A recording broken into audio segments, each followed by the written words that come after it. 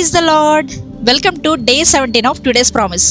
ఈరోజు ఈ ఎపిసోడ్లో దేవుడు మీతో మాట్లాడమంటున్న మాట ఏంటి అంటే, సాతాను చేసే పనుల నుండి జాగ్రత్త.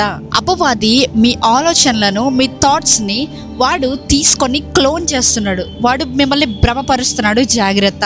దేవుడు ఈ టాపిక్ చేయమన్నప్పుడు నాకు అర్థం కాలేదు, అసలు ఏంటి టాపిక్, దీని గురించి ఎలా చెప్పాలి అని. సో నాకు అర్థమైంది ఏంటి అంటే, మెనీ పీపుల్ ఆర్ ప్రేయింగ్. చాలామంది ప్రేయర్స్ చేస్తున్నారు. దేవా నాకు ఇది కావాలి, నాకు ఇలాంటి హస్బెండ్ కావాలి, నాకు ఇలాంటి వైఫ్ కావాలి, లేదంటే ఏదైనా కూడా మనం ప్రే చేస్తున్నాం, కరెక్ట్.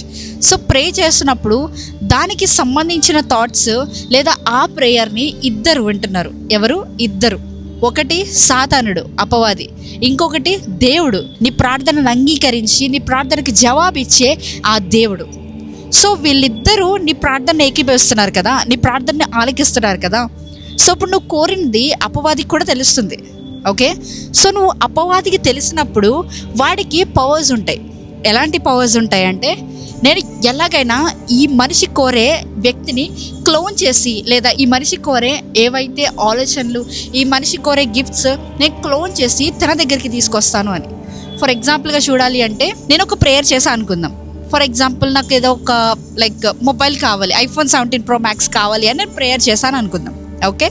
సో ప్రేయర్ చేసినప్పుడు దేవుడు ఆ ప్రార్థనను ఆలకించాడు, అండ్ అంతేకాకుండా సాతాను కూడా ఆ ప్రార్థన ఆలకించాడు, ఓకే.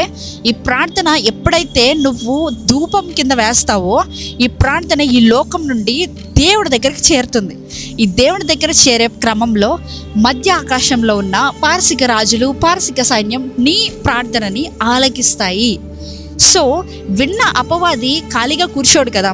వాడు విన్న తర్వాత ఏం చేస్తాడు అంటే, ఓకే నీకు iPhone 17 Pro Max కావాలా, అయితే ఓకే. వాడు ఏదో ఒక డేంజర్ ప్లాన్ పన్ని నాకు iPhone 17 Pro Max వచ్చేలా చేస్తాడు.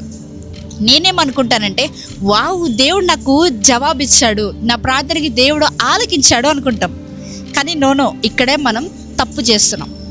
ఫస్ట్ మనకి ఏదైనా ఆఫర్ వచ్చినప్పుడు అది దేవుడి నుంచి వచ్చిందా లేకపోతే అపవాది నుంచి వచ్చిందా తెలుసుకోవడం చాలా ఇంపార్టెంట్.